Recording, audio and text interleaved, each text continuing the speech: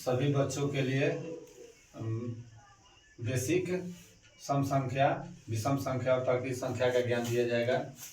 आप सब ध्यान से इसे अपना नोट्स बना लीजिएगा। एग्जाम में बहुत ये सब महत्व रखता है, चाहे ये सब बहुत जरूरी है। देखिए, सम संख्या किसे कहते हैं?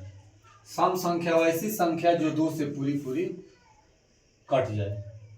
जिसे देना है 2 से 4 में से भाग देना है, तो 2 दूनी 4 कट गया, तो जो 2 से भाग लग जाए, जैसे 2 4 6 8 10, ये सब क्या होगा? सम संख्या होगा। विषम संख्या वो ऐसी संख्या जो 2 से पूरी तरह न कटे।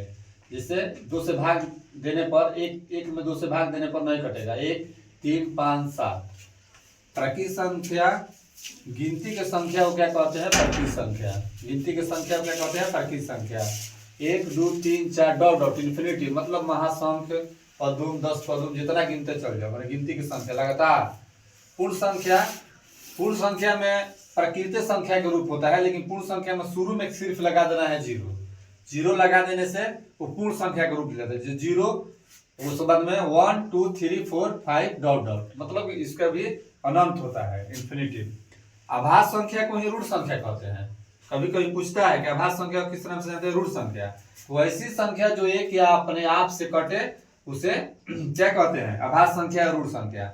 जैसे 2 है, सबसे छोटी आभास संख्या में क्या आता है? 2 आता है। यह आभास भी संख्या है, साथ साथ ही सम भी संख्या है। ये भी एग्जाम में पूछता है कि आभास संख्या के साथ साथ सम संख्या भी होना चाहिए। तो वो 2 ही ऐसा चीज है कि सम संख्या भी है और आभास संख्या भी है।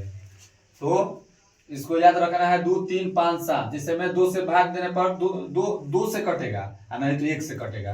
तो वही होता है, 1 या खुद से कटे, यानी 3 है तो 3 अपने से कटेगा, नहीं तो 1 से कटेगा। तो ऐसी संख्या आभास संख्या कहेंगे जो 1 या अपने आप से कटे, माने खुद से कटे, उसे आभास संख्या या रूढ़ संख्या कहते हैं।